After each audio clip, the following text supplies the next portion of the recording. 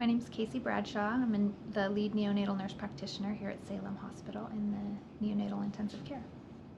Here in the NICU, it's kind of a care expectation that a baby is placed in skin to skin as soon as possible after birth. We want to reconnect the baby with the mom as soon as possible. The more skin that can be in contact between the two is better, of course. If for some reason the mom in the C-section is having some issues and can only have the baby on her neck, of course we'll be accepting of that, but as much skin of the baby as we can get on mom's skin, the better. And when we do skin to skin here in the NICU, when everything is calm and settled, we just have the baby in the diaper. It goes directly to mom's bare chest or dad's bare chest and have as much skin contact as possible. Really, I feel like we probably should have it as an order, just like you would order antibiotics or you'd order IV fluids. It should be an expectation that every baby is going to skin. It's that important to their care and to their survival.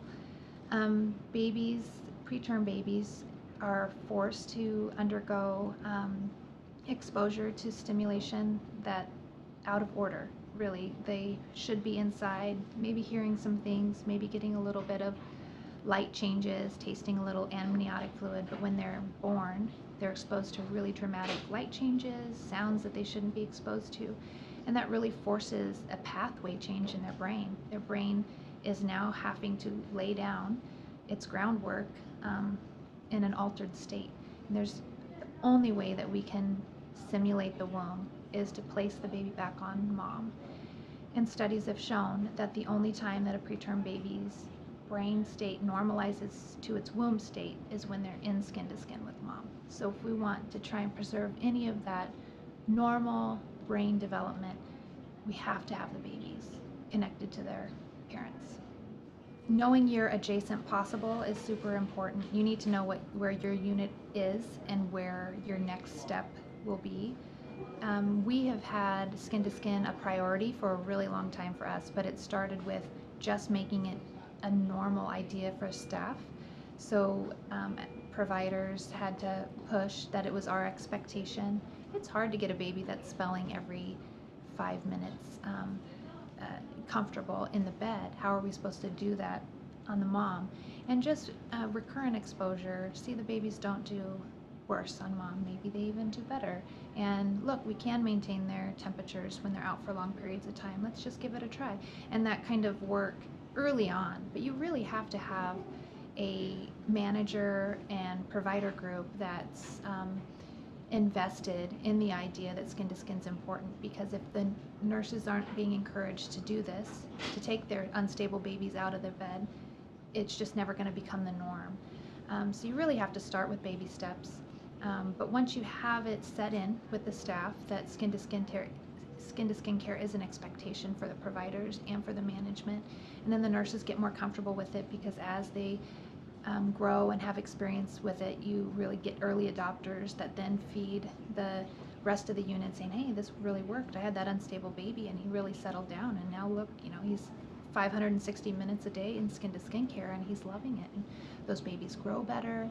They're often here for shorter lengths of stay. The parents leave better connected with their baby. They have a tighter bond. They know that baby better than a parent that isn't able to connect in that way. So you have a safer discharge. They're going to pick up on little changes in that baby's status way sooner than a mom that didn't have that close time with the baby. So you're really saving a ton just by this one little act. So I would encourage people to just try to normalize it within the unit, and then once everybody just feels comfortable, just keep pushing the envelope. And when we go on rounds now, we try not to say, oh, this baby tolerated 360 minutes of kangaroo care. It's really that they tolerated being out of kangaroo care the rest of the time. So you just have to kind of have a mind switch. They should be with their parents as much as possible. Gosh, it's such a normal part of our care now that isolating one skin to skin period is so hard, because they're all in it. You'll walk through the unit and you'll see all kinds of people in skin to skin. I would say that the things that come to mind right now are those babies that we don't actually anticipate surviving, and that closeness and that ability to parent a child for that short period of time that you may not be able to continue out of the unit, and that peace that it brings the parent. So if you think about that attachment that parent is feeling in that time of desperation, it's the same attachment that's happening to the families that also get to move forward and take that baby home. So it's really where everything should start. It's sometimes where everything ends, but it's really kind of the hub. You need to go out from there. So we participate in the Vermont Oxford Network, which is a kind of a database and an educational model of a national collaboration and really international collaboration of NICUs, that we compare our data and make sure that we are achieving our highest potential. And you learn from centers that are doing better than you so that you too can do better. And Sweden has done a really good job with family integration, and Canada did a great study on family integration. And through the Vermont Oxford Network, we are exposed to all this great work that's being done in other parts of the world. And we took the challenge from some Canadian centers to have the most skin-to-skin time per patient per day. And the idea was just to see, out of your population, who could have the most actual skin-to-skin time.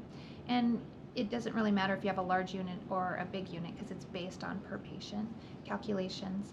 And initially it was just some US, some Canadian, Australian. You know, it started out smaller, but every year it picks up steam and has more people involved. And we did win the first year out that the US was involved in the process. And it's super competitive. It's fun. We kind of send emails back and forth encouraging each other to do better, and we learn, you know, gosh, you guys had a great jump. What did you do this year? And people call us all the time and ask us, what are you doing? Your numbers are amazing. We're happy to share. You know, we steal shamelessly. We want to make sure that the babies have the best outcome possible, and the only way to do that is to look at the people that are doing well and to grow from the advice that they can give. So we didn't win this year. We won in 2015, but we were so close. So next year we're gonna get it. Yep.